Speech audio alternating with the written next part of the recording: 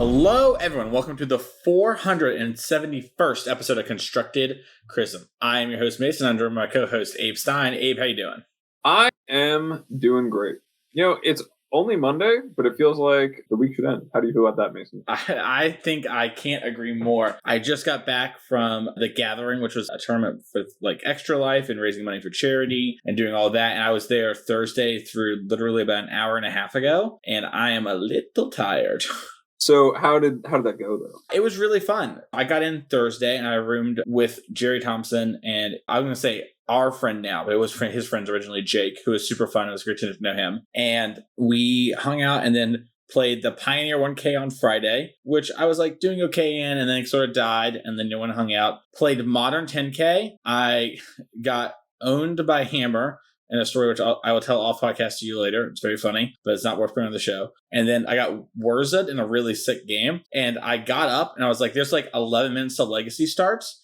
Called to Jerry, was like, can I use your Legacy cards in the tournament? He was like, yeah.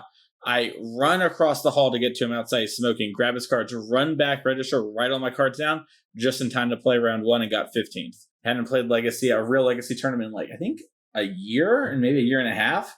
It was nice. I had some really sick games. Sounds like you have definitely been through the ringer. Yeah. I also played a 5K Pioneer the next day, but when I tell you that was kind of a husk of myself, met some very nice listeners that day, got to give away some wristbands, but I was definitely like phasing in and out of reality a little bit. And then I like died, walked upstairs, took a shower, came down, drafted the mutate cube, had a little bit of a smackdown on some people, let them learn about a little rate monster, called it a day. It was fun. And stayed up. People do be sleeping on the Tarmogoyf and the Tarmogoyf-like creature. I'm glad it was a good event, though. It sounds like you had a whole team event by yourself. Yeah, I played a lot of Magic. I played Mental, did it all. It was super fun. Played Lorcana, did all of that, and, just a wild weekend. You know what's more wild than that, Abe? It's always improving. It is the main point of the show. And this week, Abe, you're up first. How did you always improve? My always improving this week comes from something I've been working on doing at work. It's actually something I've known is a true thing for a while, but I've never really had a reason to put into place. It really comes from trying to just change the way I'm doing something really basic and really simple for the better to make it more efficient, which is that, I don't know if you know this, Mason, the human brain can store like with 5 plus or minus 2 packets of information. Maybe it's 7 plus or minus 2 packets of information at a time. You know that? Yeah, so basically. So in this case, numbers feel like a long number. Really easy to remember, like 3 to 4 digits, pretty trivially, maybe 5 in a row, but then you kind of have to reference back. But there's a little hack to this, Mason, which is that if you break those up into pairs and then consider it like, you have 3-5, you call it 35 when you're reading it to yourself in your head. 35 is about the same size to most brains as like the idea of any other single digit number. So you can actually store more information that way. And therefore, for me, where I work at a bank, a lot of account numbers and phone numbers, and there's a lot of numbers that identify things I work with. And I gotta tell people what they are a lot, and help my employees a lot with working those things. So I've been just changing my behavior on something really small, where it's something really simple, to be this thing that's more efficient. And it's really had me thinking about in Magic how there are probably a lot of small little things I do that I can optimize further. And really, while I'm working on this one at work, it's like made me inspired to think about ones that I can do in Magic down the line. So that's been my most improvement this week. That's great. Yeah. Figuring out how to do that sort of stuff really sort of, makes life a lot easier, right? Yeah. It's like not only does it make it easier, like it makes my job, like I feel like do this little bit of a cost up front of like reminding myself I'm doing things differently, or like saying these things out loud and kind of catching myself doing it the old way. But I know that I'll get the dividends of like just thinking about it less, or like tasks taking like just less time. And yeah, it's also just always good to be willing to revisit something as small for me as, reading out like a 6-digit number or a 8-digit number as like, I can do this better, and goes down to everything in Magic. So that's great. My personal always improving moment in Magic kind of comes from some like realization after everything. So, last week I went into the Apex stuff and that went really well. And I drove up there Friday and drove home Monday, recorded our podcast from last week, then left Thursday morning, and now I'm back here. And I realized this on Wednesday night, but I was already had I had sunk all the costs literally into everything. And so I was like, I'm going. But I was like, I just don't think I can do like that sort of quick turnaround, and also fitting in like a bunch of people in coaching on Tuesday and Wednesday. That way I'm not like cutting coaching off for most people, right? Like I just got as many as I could in those days to try and keep everyone sort of on pace. And that's just too much for me. And it really like showed and affected me. And I just need to learn that like, it's great that I have all these opportunities to like play Magic locally and do it in paper. And, even though it's involving a decent amount of travel and something I wanted to do, especially a few years ago, I just can't do it all. And it's going to be less impactful. It's going to impact me more, and I'm going to have a less meaningful games and less fun if I like try and do all these things. And so like there's SCG Columbus in I think a week or so, which is like a full week off. But I think it's just like, despite that being close, I am going to probably skip it in order to maybe do the Apex event, or I might just, I'd like to do that one on September 9th, but I might not end up going to that because I'm doing Vegas the following week, right? And I want to have fun in the Worlds and do the Ragavan tournament and all that sort of stuff. So basically, the always burning moment was I can't go like that, and maybe I could have years ago, but I'm just older now, and I just can't keep up. You know what I mean? Like kind of going. And I've got to have some time to relax and cool down, and understanding your limits and sort of like it's okay that you can't do everything, and a reminder that there will always be more things to do. Yeah, it's really important to be realistic with yourself about that. Like I know, peek behind my curtain for listeners, there's just been a couple weeks recently, especially if my job has gotten more stressful, where it's just I get to the end of the day on Monday and we're here to record, and it's like, yeah, I just can't do this. Like my brain is too gone. It's better to do that than to like put yourself in a position where you're gonna not be able to do it. And it's like totally valid to be burnt out and need rest, especially because with your job being Magic and coaching, like that's a lot more mentally taxing and intensive than like most jobs you can work. And I know your job producer is not necessarily on the same level of like you're flexing on the same brain muscles that you're using when you're actually playing tournaments and stuff too. And that's just really exhausting. So it does not surprise me that that's like, whoa, I gotta relax for just a bit. Exactly. So instead of relaxing, I just, gonna play a Lorcana 1K. Good work-life balance. No, but those are different muscles because it's Disney. Anyways, that is it for us. I'm going to give a Patreon shout out to David. Thank you so much for joining the show, David. The show will always be free, but if you can support, go to patreon.com/CCMTG. There we have sort of the Discord where there's a lot of people talking and sharing information and wanting to improve at Magic. And it's a really cool place, and it's awesome to sort of see it blossom into its own thing. You can catch all of us there, including Spencer, who's actually out this week for some family stuff. And so we'll see him next week, to do a pretty awesome episode. But today's episode is a modern rules of engagement episode, Abe. And sort of what sparked this, and what do I mean by rules of engagement? We actually received a comment on one of our episodes recently just saying, my question is, what are the rules of engagement for modern metagame? I kind of gave an example of like what maybe they might be in Pioneer right now, but really, when we talk about rules of engagement, and we've done like entire episodes on this. I think for Standard around the RC in San Diego, we did one. I think it's something we're going to do more of, just because it's a really good way to get like a pulse check on the format, like what's going on, what's happening. Is what are the things you need to be prepared for, and what are the things that you need to be keeping in mind when you're playing tournaments in a format. So like for the Pioneer example, if you're playing any deck in Pioneer, you kind of have to be prepared for your opponent to either play an elf or play a Thoughtseize on turn one. Your deck kind of has to be good against that idea and have a plan for both those things, because those are, two of the most popular decks, two of the most popular openings that are, really important to be insulated against.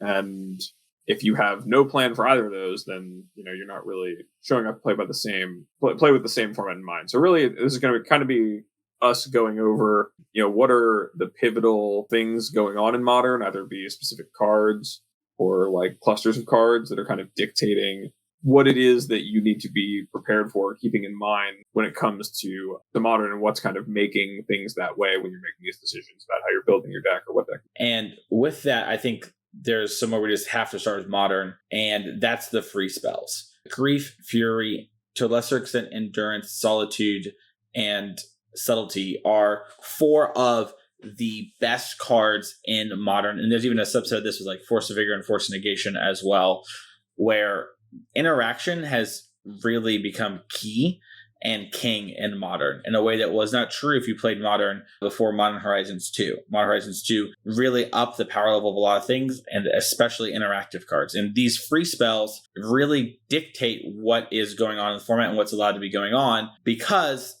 things like Solitude and Fury are very punishing to creatures. It doesn't mean creatures are unplayable. If you look at the results and the data, all signs show that creatures are playable. Just the bar for what your creature can be has risen immensely in response to sort of this, raising tide of Fury and Solitude. And then Grief, as players have figured out how to build the scam decks or Evoke, hasn't changed the format to where we actually now have like a Stompy deck, where it's like this deck that can sort of trade resource aggressively, get one thing and go the distance, that also plays a good fair game and has a good mid-range backup plan. And the free spells just fundamentally change everything about the format and allow you to trade, 2 cards for time for their 1 card. And that's a huge exchange. I think I said this a couple weeks ago when we were talking about Modern, but in case you didn't listen to that episode, the free spells really, what they've done for a long time, especially before something we're going to get to here in the One Ring, is that they made it so that you were able to now trade cards now for time to recoup the cards later. And that really opened the door for a lot of strategies and new, or maybe even just old strategies, more fair strategies to be top of the heap in Modern, because it meant that there's a lot of good ways to get ahead on cards, or use cards like Ren and 6 to make sure you're hitting all your land drops and be really dense on spells. When we saw Expressive Iteration, be cheap card draw, one of the best things in the format to be doing at that time, really create this opportunity to be okay, well, if I can just recoup cards, then I can afford to 2-for-1 myself in the early game and catch up later. And that continues to be the case, especially as over time, if people have understood this, the format continues to condense around that being the norm. So if you remember, I'm sure most people do remember Modern before Lord of the Rings came out, where we got the One Ring and we got Orcish Bowmasters as the 2 big additions to the format. The One Ring really kind of started breaking rules that were holding the fine balance of Modern together. For a long time, one of the things about Modern was that it was very difficult to get up on these cards, right? Expressive Iteration, pulling you had a full card for 2 mana, made it so it was the most efficient in its class. Or outside of maybe Ren and 6, which was able to get you lands, you could hit all of your land drops for just 2 mana. But that was not right with the pitch elementals and even Force Negation, Force of Vigor. You need colored spells. So you need it can't be lands. So the best way to get a lot of card advantage was Ren and 6, but you get these lands. So decks like Creativity were really good because they turn their lands into material that they needed to combo. Or really being the best Ren and 6 decks, the best way to draw cards. Now the One Ring has changed that such that the free spells have gotten even better, because you can get just actual raw material to pitch to your forces, to your subtleties, your solitudes, your furies. All of it is just One Ring enables more of that. And kind of in the same vein, while Grief and Fury, which are they're not the ones that are really best played with the One Ring, that's kind of enabled a different end of the spectrum in terms of the 4-color decks, is that in order to get under a card as powerful as the One Ring, you really just need to play a super condensed game to get under it. So when you talk about the rules of engagement, I think that one of them that's important to not forget, because of the structure of the format with these cards, is that the One Ring makes it so you either have to be getting ahead enough that you can fight over a One Ring or beat a One Ring, but the turn it comes down, or you need to be engaging in that game itself, right? You either need to be trying to jockey for the best ring, or you need to be getting under the ring, so that you can fight with all this interaction, because it's just that powerful a card draw engine, and it changes the math kind of on the ways that people are able to play these evoke elementals. Yeah, we're seeing this like you mentioned, Bowmaster is sort of the anti One Ring card, right? And it applies pressure, and it's sort of Bowmaster decks are typically trying to go underneath the ring and cause games to end. I guess also Lava Spike sort of falls in here, and then the other go big decks are either one ring decks that are jockeying for position, or people that are going really big, right? And they're like Tron, which is going over the top of every one ring deck, and then Amulet, which is sort of the meta call if Tron is good, right? Where it's like if you think Tron's playable, but you want to be a big mana one ring deck, this is the deck that beats that and it can still beat 4-color, right? And that sort of is where the metagame sort of balances out with, one like third deck sort of being in here, or third type of deck, I should say, which is the Cascade decks, and specifically Rhinos, right? We're seeing Rhinos, and to a lesser extent Hammer, try to go underneath the One Ring without using Bowmaster to actually play the game where it's like, okay, you have ring down, and I'm going to try and fight through 2 turns of the ring and hope that that little life loss you have actually catches up to you, right? And we're seeing those decks sort of lean on those free spells we just talked about, put a ton of pressure on people, and then from there, that's how they're fighting against the ring. Yeah, I mean, I think that if we kind of think about it as one of the rules of engagement be know how you're beating the ring, or how, what your plan is around how the One Ring affects your deck, be it that you are your own One Ring deck trying to out One Ring the opposing ones while having the power of the card in your deck, or be it that you're playing a strategy that's going under it. Cards like Urza Saga decks, like Hammer, like the Cascade decks, they're really, right, they're saying their plan is to get under the ring, be ahead by the time it comes down to the point where they can either fight over it hitting the table, or they can just ignore the turn it buys, kind of really fight through that and disrupt through that. That's like the other half. You kind of have to think about it as which side of the coin are you on in terms of the ring, especially Cascade and especially Rhinos, where their deck kind of gets to play with all of its mana up all the time. Not only do they have a bunch of free spells, they also have a bunch of they have this 1 3-mana threat, and also a bunch of other cheap interaction. So they're fighting over everything until they're able to try to stick and resolve their threat, and they're able to fight a lot, right? They have the free spells and their interactive spells, compared to just even something like Living End, which used to be really the best at leveraging that free spells were so powerful, outside of the fair ones that were being used to buy time, is that there's only so much interaction that can be done on a turn, and griefing your opponent and then passing the turn so you can Violent Outburst with Force Negation when you're playing Living End is just a really, really, really hard thing to beat. And Rhinos has the same kind of capability to be like, okay, I'll put the shields down now to cast this Violent Outburst and get these Rhinos out. But if I'm worried about just the One Ring, it's a sorcery, so I can fight over at my speed. And B, they have things like Questing Beast and stuff now to punish the ring itself. So it's really a matter of, how is it that I'm beating that card?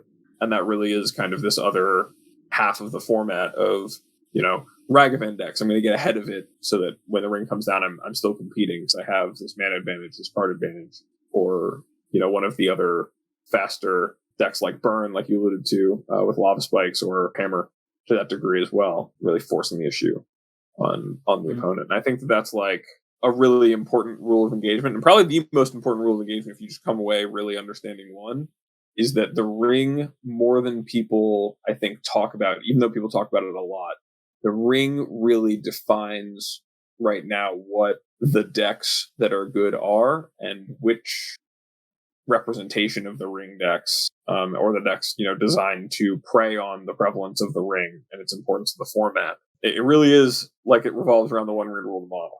It's not to just be kind of cute with that, but that's just really important.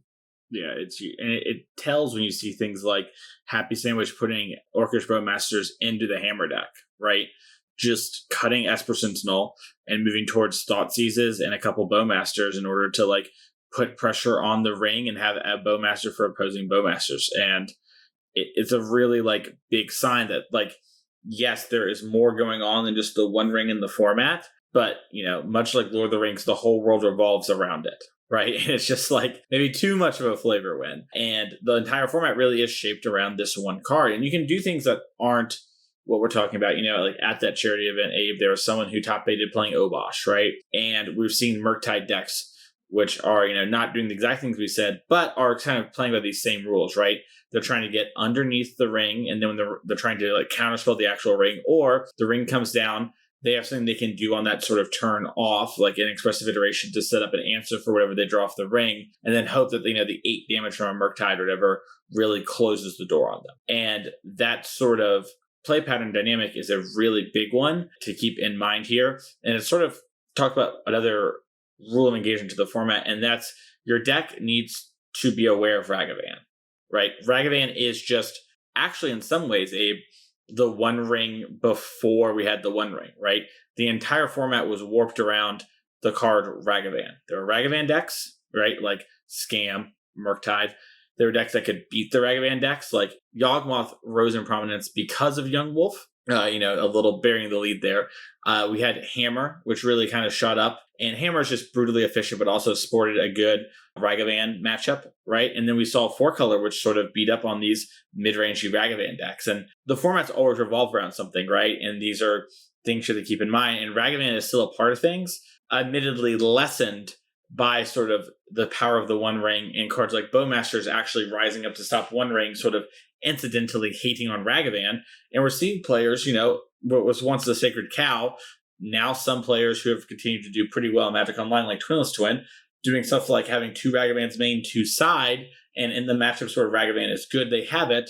But for the most part, they just don't want to start at main. They want to have more things to fight over these battles. And I would not suggest that, because I think Moto is different in the real world, and you will run into those stuff a lot more than you will in the real world. But it is sort of showing what can be done, right? And sort of the implications it's having and how that can be successful in those sort of higher stakes, everyone access to all the cards formats. Yeah, something you said there about Bowmaster, and for me specifically, it resonates because I have played so much Hammer, and that's been my deck for such a long time, basically since Modern Horizons 2 came out, is that like Esper Sentinel has kind of been forced out, in part because of Bowmaster being a defining card in the same way that Ren and 6 was already a defining card, but Ren and 6 you might get a card off of your Esper Sentinel if you're on the play, or like, even if you're on the draw, you might get a card out of it.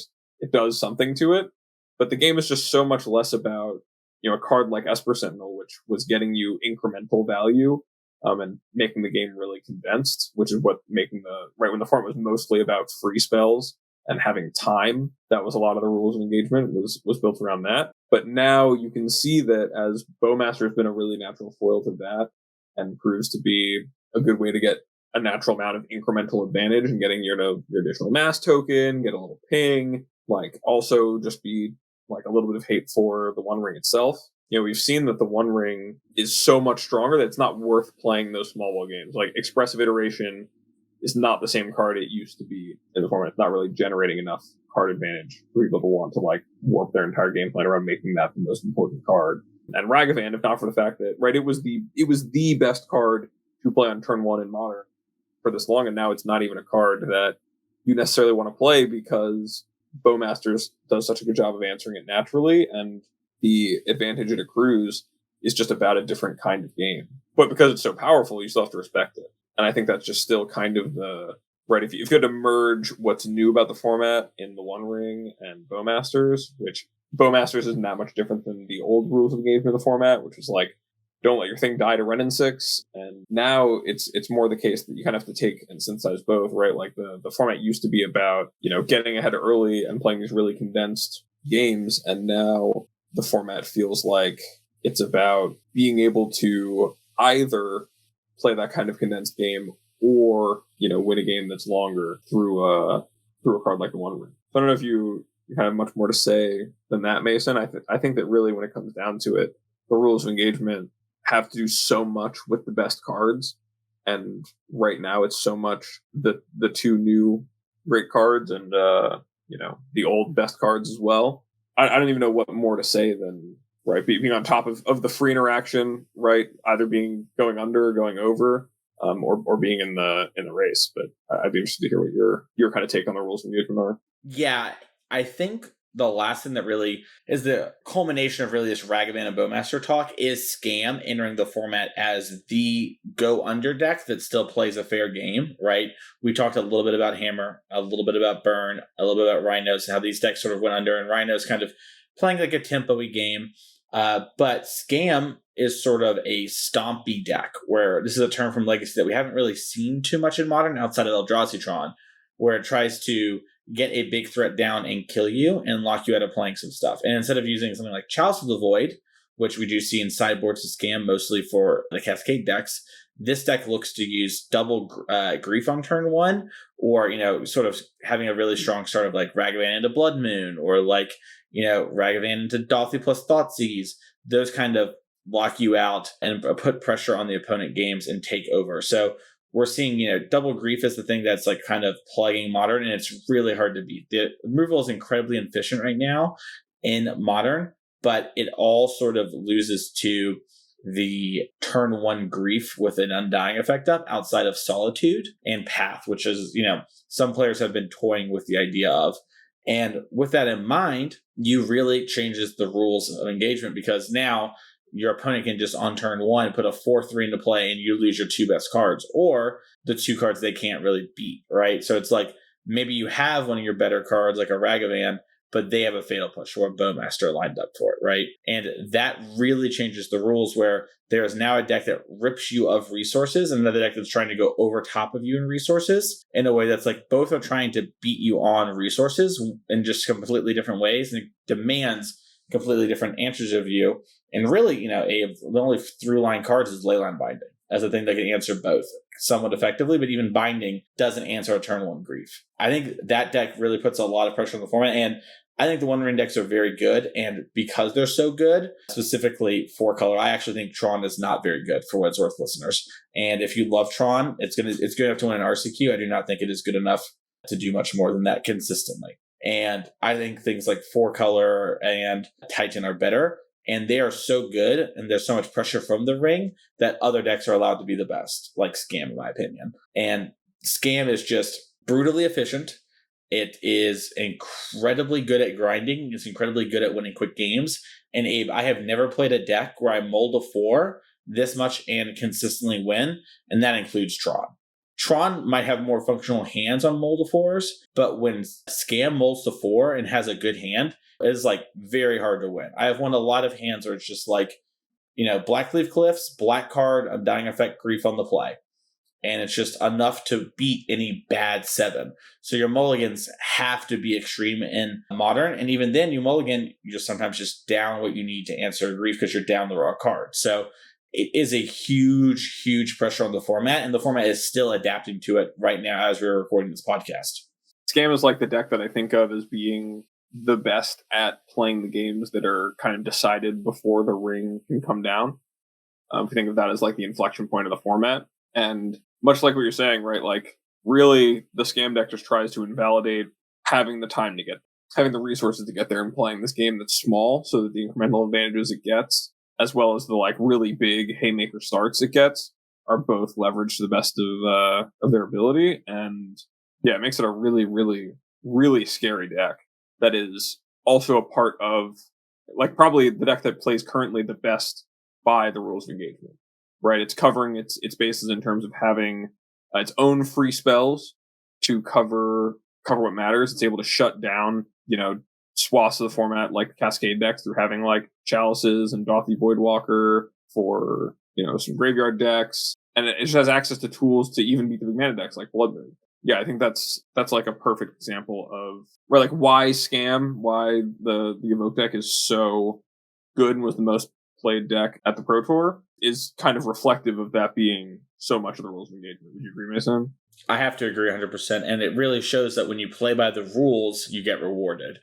Jokes aside, I do think Scam is incredibly strong. It does everything we sort of talked about today, right? In fact, the only thing it doesn't do is play the ring, and we even see some players experiment with that on the sideboard. So I think, there's a lot going on in the format. There are more than just the decks we talked about today. If you are listening to this and you're thinking, I don't have a chance to win my RCQ with some deck that maybe doesn't play by these rules, it's still possible. I think you're just uphill and you need to adapt to what's going on the best that you can, right? And give yourself the best chance. And that's why these things matter so much, because once you know these, you can start metagaming and adapting. And that's what happens with real churns, right, Abe? And this is why Standard is so easy to adapt to. There's just less going on. Despite everything we just said, I'm probably going to play at least a little bit of that Orcish Bowmaster hammer list with Thoughtseizes to think about it, just because I think that all makes sense. And like, we didn't talk about any cards that are necessarily in Hammer in this, but there's plenty of decks that play by these rules, right? Like trying to get under a card like the One Ring, or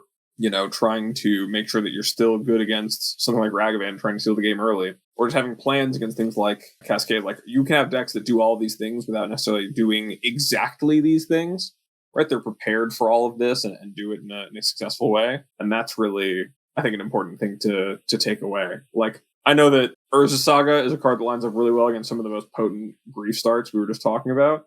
I've beaten a lot of scam players by playing Urza Saga on turn 2, despite my hand just being some lands after having nothing going on. And that continues to be true. There's still ways to punish those play patterns without being engaged in them. But it's important to understand what is going on in the big sense and what it is you need to be thinking about when it comes to all of the kinds of decks you can be playing against. And I hope that as a listener, you kind of get a better sense of that now, having talked about the rules of engagement, because I think that's really the number one thing. That's going to do it for the main topic this week. Hopefully that helps y'all excel at the RCQ season, which starts 1 week after the Wilds of Eldraine release, in case you were curious. So you have about 2 weeks off right now. The season just ended. And you go to Atlanta, you can hang out with Abe and myself.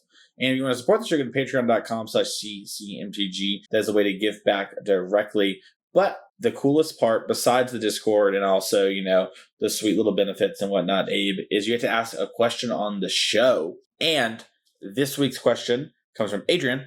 Adrian says, for a format like Modern where many decks exist and you're going to a large event, do you play a deck with decent matchups and plans versus the top decks and make your sideboard very general to cover the many decks of Modern? Or do you play a deck with general matchup spreads and target the top decks with your sideboard? And Abe, I'd love to have your opinion on this first, because you and I have been approaching Modern dramatically differently for the last 2 years now when it comes to deck selection. Yeah, so I can talk about things from kind of the hammer or the proactive side of things. I like to think about it, and typically, especially in broad formats like Modern or even to an extent Pioneer, I really don't think about things in terms of like, is my deck one with decent matchups and then has plans against and then using my sideboard to cover decks. I really, much like we talked about in this episode, I really just try to think about the types of things going on and the cards that really matter. So, for example, for me as a Hammer player, what really influences the build of Hammer that I'm playing is the cards that I expect to play against. So, when Creativity was the number one deck, Spell Pierce was an absolute must. You needed to have ways to fight over Creativities and early. Some decks playing Prismari Command, some decks playing Ren and Sixes. All of them playing Ren. Fables and stuff like that. Being able to have a card that kind of punished the opponent for just going for it, which you often force them to in Spell Pierce, was really, really, really important. So, you just kind of played blue and made everything line up such that you could have answers to decks that were leaning on the pitch elementals to interact. Or you could have, just whatever it was you needed to worry about from the pillars was what you wanted to make sure you were insulated against, because your deck was going to be presenting your threats. I think looking at a deck like Scam, you kind of, because your game plan is to be able to interact broadly with all these things, you get to be a little more targeted in how you're hating. But even that, you're only really choosing things where it's okay, without doing this, it's unwinnable. But usually not doing this, because the way the decks are right now and how they're kind of, Cascade decks are just kind of an archetype where you can hose them with Chalice of the Void, but maybe that also works against Burn, right? You just get to have a lot of collateral damage with a lot of your more powerful cards. And so I would just think, instead of about kind of the quality of your deck against, decks that are perceived at the top, I would challenge you to think more about just the cards and interactions that you're trying to beat, and then building your deck to do that. Because I think that's ultimately, no matter what kind of deck you're playing or how good it is against certain things, what is going to make you have the best deck for a larger tournament. Your plans are going to be a lot more flexible and able to handle a lot more of the random things you'll encounter when you play a format as wide as Modern. So I've really taken a liking to interactive decks over the last it's 2 years now. We're closing in on it, and that was not the case before. I thought interactive decks were really bad, and I think when you're approaching things from the perspective of 4-color Scam, etc., I guess I shouldn't lump those two decks together. They're technically different, even though sometimes I think they overlap. For example, with 4-color decks, I had this conversation with, I think it was Jerry this past weekend, where it's sometimes I want to play one Flusterstorm, one Veil. They're both good against specifically the Living End Cascade deck. And, Veil is something that will protect me from them force negationing or me from getting griefed by them, which is a way they can, sort of clear the way for my interaction. And Flusterstorm stops their combo. And Flusterstorm might be better against that deck as like a hard target, and maybe you'd think they want to play 2, but I really want Veil, and it's much stronger against decks like Scam and Murktide. And so, it's a situation where it's like, yes, Flusterstorm can be okay in those matchups too. I'm spreading my cards and having a lot of things that sort of patch up different spots in differing amounts, right? And when you're trying to be reactive and you're not presenting a game plan that you want to burst through what they're doing and sort of, present like, here's my thing, beat me or stop it, like that's basically all those decks are asking. Like decks like 4-color or controlling decks or Ragavan are like, hey, I'm going to sort of stop what you're doing, and then I am going to assert my thing that will take over the game, right? So like an Omnath, a One Ring, a Murktide, those sort of things. So that's sort of how I've been approaching it when I'm playing those kind of decks. But when I'm playing a deck like Abe's mentioned, which I've played a fair amount of Hammer and smaller local things, I approach it a lot like what he's saying. And when I play a deck like Stompy, just like Abe said, I sort of pick a couple spots and I kind of go after them. Like I got Chalices and EEs, and that's like my Rhino plan. And I have, Chalice for the Living End deck, and I have a couple graveyard spells. And then those graveyard spells are also really good against miscellaneous combo decks, and I can bring them in against Murktide, and they're okay in the mirror. And then I literally sideboard Fable the Mirror Breaker because there are so many fair decks and stuff that I think I am already pretty good against, but I want a little more juice because I'm main decking my Blood Moons. So I think my Blood Moons are stronger in the main deck right now than the sideboard. So my Fables are there instead of in the main deck, right? But I could easily see myself having like 3/3 Seasoned Pyromancer and Fable, or 4/2 either way, and then having the Blood Moons on the side, right? To be fair, I'm loaded up on Blood Moons at the moment. So, there's like a lot of things going on when I'm building my deck. I'm really lending itself to the deck strength. So to answer your question, I personally have the opinion that I think it is better to cover a lot of matchups with as fewer cards as possible and have less 10 out of 10s these days, because I think most great decks can beat their sideboard hate card. And so you can't lean on a 10 out of 10 like you used to in Modern. It used to be Stony Silence against Affinity. That's game. They've got like a 3 of to get them out of it. That's it. That's not how decks work anymore. And I'd much rather have a bunch of like a card that's a 7 all over the place and have that cover. But while I think that's maybe like if you you force me to say something, one particular thing, that's my answer. In reality, I build my decks and I build my sideboards as one cohesive unit, and I do what my deck needs me to do, right? If I'm playing Hammer, I'm talking about a Hammer sideboard with Abe. I don't talk about how, Reprieve can cover these spots, or like, I could play Fluster, etc., and cover a bunch of things. That's not what I'm typically about, right? And same thing with Scam. I'm not doing the thing that the Hammer wants, right?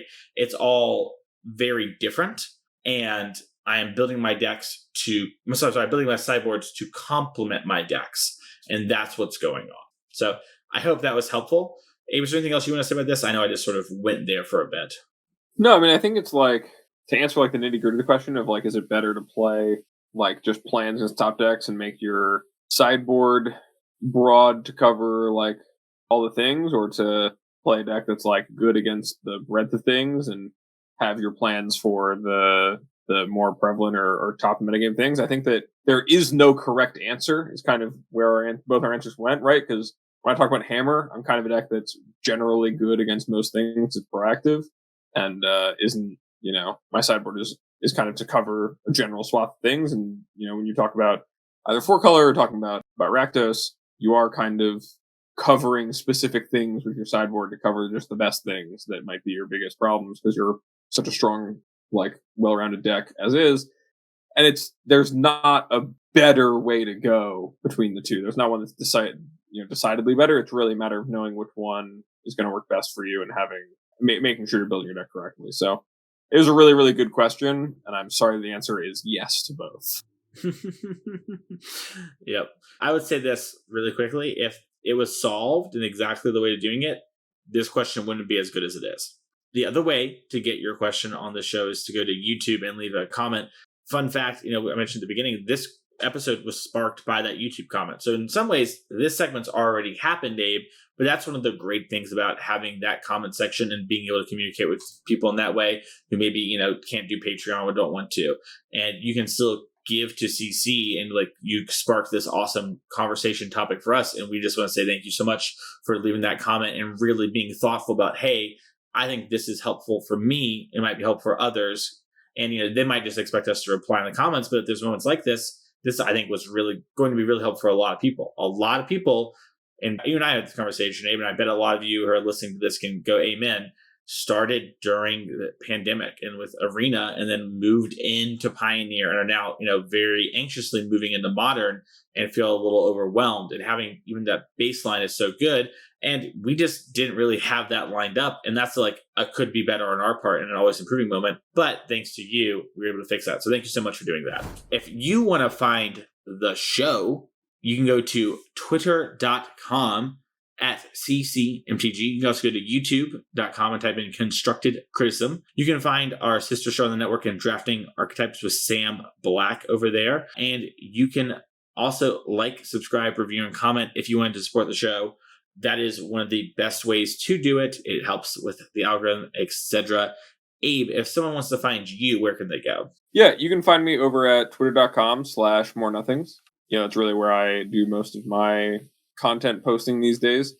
And you can find me whenever the NRG series comes around, doing coverage with my pal Mason. Mason, where can they find you?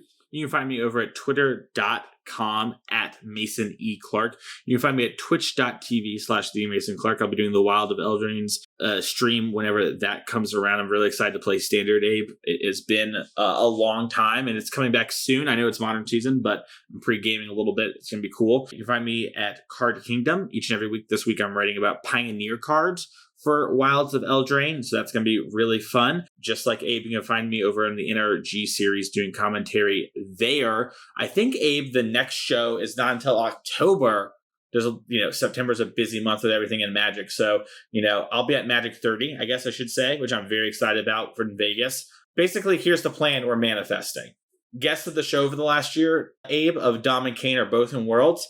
I'm manifesting a CC homies meeting in the finals to watch Kane and Dom win, and a homie wins no matter what. So I'm going to manifest a watch party at Vegas, and I'll probably maybe do a tweet or something and come and say hi. And if you see me or I met you over this past weekend, especially if I met you later on Saturday night to Sunday, I am so sorry that I was not very lively. I was up all night. I was doing stuff in gaming. I was just running on E. But always, please stop me at events. You're never a bother. Unless I'm walking in the bathroom, then just, give me a second. I'll be right out. But besides that, you can always do those sort of things. And then you can reach out to me via coaching. You can do that at Twitter, which is at Mason E. Clark, or via email, masoneclark@gmail.com. Please put coaching in the description. That way I can see your email. And you can find Spencer at Spencer13Dev. He'll be back next week with our special guest, WatchWolf93, Jonathan Sakinik, the secret goat of Magic. Someone who, when you talk to Magic players who really know what's up, you say Sakinik and it's just everyone's like, that guy's so good. It's going to be so exciting to talk to Sakinik next week on the show. I really can't overhype it enough. So make sure to check in for that. But Abe, before we go, what did you learn this week on the show? I learned that you aren't one of these Magic Online loving sickos who knows that it's Watch with 92 and not 93. And frankly, no. I'll never let you live it down. Oh no, I'm a fake fan. Oh no, I learned I'm a fake Sakinik fan. Oh no. All right, before I go, now that I've embarrassed myself, I'll just embarrass myself once more. I lost to Sakinik in that, to be fair, it was only one game, but I resolved a Tetzamok in limited, Abe, for I believe 8 or 9 creatures and lost that game. That's great, because I believe this was part of the match where our teams played against each other. Yes. And I just have no recollections. I think we were sitting on opposite sides of the table. In fact, I know we were sitting on opposite sides. Yeah. I believe you beat Trey, former co-host of the show. I believe you the blue-red deck, if it sounds right. But no, that would have been AJ. I would have been playing black. Oh, you would have been playing Danny Cathro, also former co-host of the show. Yeah, I've just had CC's number for a long time. You name a coach to CC, I probably have a good story against him.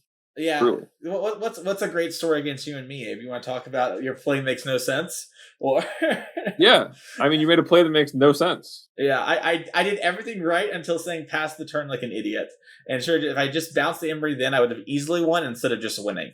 Thank you all so much for listening to this week's episode of Constructive Criticism. We'll see you back next week for another episode of CCMTG.